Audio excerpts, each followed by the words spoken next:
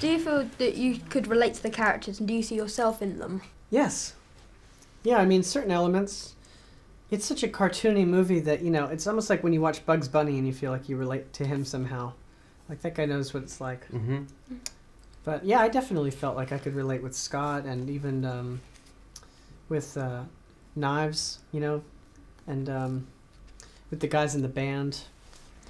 What got you interested in the film? Were you fans of the comic books before, or did you just really like the idea of it, see that and thought, yes, I want to do that? I loved the comic before I even knew it was going to be a movie. I had read the first two. Yeah, he already knew what they were. And they're great.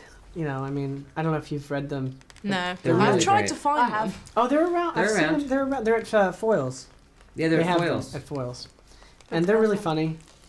And I loved those. And I loved Edgar Wright's other movies, like Shaun of the Dead and Hot Fuzz. And, Yeah. you know, it seemed like it was going to be really special. Now, as I know you've read the comic book, which do you actually prefer, the movie or the comics? Oh, the movie.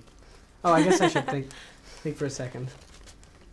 You know, they're both really great. Yeah, I think that Edgar Wright made they adapted it like perfectly. Like they were able to take the series of books and condense it into one movie, and very smartly, with Brian Lee O'Malley, who's the creator of the books, and Michael Bacall, who's the co-screenwriter, they really were able to like cherry pick the best moments and make a movie out of it.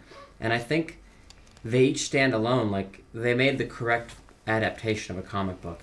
And with all the so-called teenage heartthrobs around, like Zac Efron, Jonas Brothers, Robert Pattinson. Have you gotten a chance to meet any of these? No, Handsome not yet. devils? No. Keep our fingers crossed. Would you really want that to happen to either of you two? I mean, do you like the idea of having I'd love to meet thousands them. of teenage girls screaming whenever they see you, or is it a bit scary? Teenage girls are scary. They always will be. Thanks. Yeah, I'd be scared to be. It'd be scary to be yelled at and chased. Yeah, by anyone, really. Plus, I think that my personal life is so boring that if for a second I did have thousands of screaming girls following me, they pretty quickly would be like, let's get out of here. How did you feel about the computer game elements of it, or like at the start with the Universal being an 8-bit? How did you feel about them? I loved it. I was into it. I think it really works for the Yeah.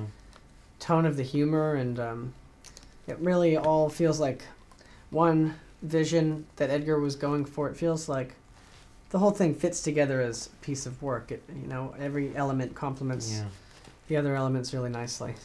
I think one thing that's cool about it too is like those elements, like these computer game elements, they are there to enhance the experience, but it's not like reliant on. It's not about computer games.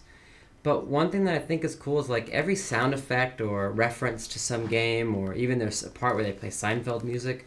They're not like jokes, like where it's like making fun of anything. Edgar Wright, who directed the film, is a huge lover of all things, like movies, art, video games. And he tries to put all the things that he's interested in into a movie. It's as if, like, you know, like a locker, when you open your locker, you can have all your stickers and pictures. This movie is like Edgar Wright's locker. It's just everything he's interested in one place. All right, thank you very much. You guys, for talking that to was us. the best It's interview great of the day. meeting you. Oh, Like, cool. truly, by far, the best one.